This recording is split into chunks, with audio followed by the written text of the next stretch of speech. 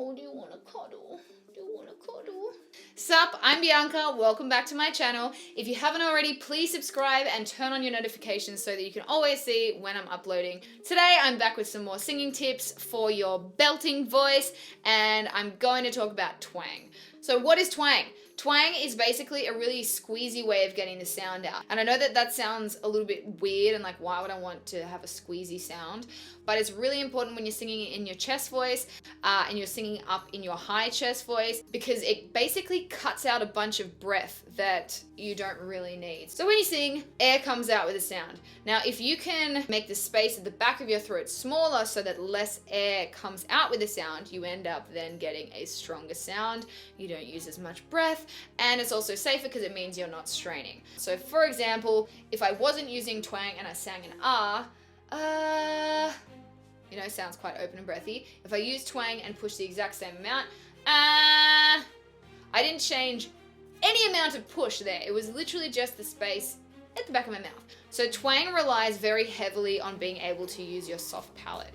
And your soft palate is at the back of your throat. When you yawn, you can kind of feel it expand at the back. What I usually do with my students is I get them to do this really gross ya-ya exercise, which basically is a good way to just really intensely work on your twang so that you can make that space as small as possible so you get mainly just sound and not air. So this is gonna sound super lame, but this is a really good exercise to do when you're trying to work out how to get your twang happening. So you basically want to keep your chin really still, you're just moving your tongue, and you're keeping a nice wide smile, so like this. Yeah, yeah, yeah, yeah, yeah, yeah, yeah, yeah, yeah. Are you all turned on now? I know I am. You might think, this sounds really ugly. Why am I doing this? I don't want to sound like that.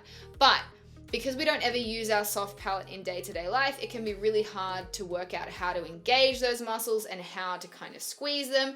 So you kind of have to go a little bit over the top of what you would really want it to sound like so that you can work those muscles and get a really squeezy sound so that when you get used to it, you can just add a little bit of twang into whatever you're singing, and you might find that that makes it a lot easier. So that's a really simple exercise that you can do at home if you have a piano, or even if you don't have a piano, it doesn't really matter. Just go up chromatically, yeah, yeah, yeah, yeah, yeah, yeah, yeah, yeah, yeah. Just so long as you're really working on the space, yeah, yeah, yeah, yeah, yeah, and just getting your tongue to do all that work. And that's a whole nother video, is using the back of your tongue. So exercises like that are really good, but also finding a singer that has a natural twang and trying to kind of mimic the way that they sing is another really good way to work on your twang. And it's also more fun than doing exercises, because exercises are boring AF. So for twang, I usually get people to sing Amy Winehouse songs because she had an amazingly strong twangy voice. So they might start singing it like, he left no time to regret. So it's quite open, quite breathy, but what you're aiming for is, he left no time to regret. So kind of squeezing it and making it a little bit smaller at the back so you get a really strong sound. So give that a try. You always want to go a little bit over the top when you're first learning a technique so that you can really feel where it's working. So with the twang, you should feel that squeeziness at the back of your throat, and you should also feel the back of your tongue kind of lifting, and the sound should feel like it's coming from behind your nose as opposed to from here. So that kind of feels like it's coming from there, and you can kind of feel this buzziness coming through your nose. So give that a try. I hope this hasn't been too confusing and you kind of understand what I'm talking about and which muscles and everything I'm talking about. If you're confused and if you want me to clarify anything, or if you have extra questions, please leave them down below. Otherwise, I hope this is helpful to some of you, and I will see you in my next video. Bye!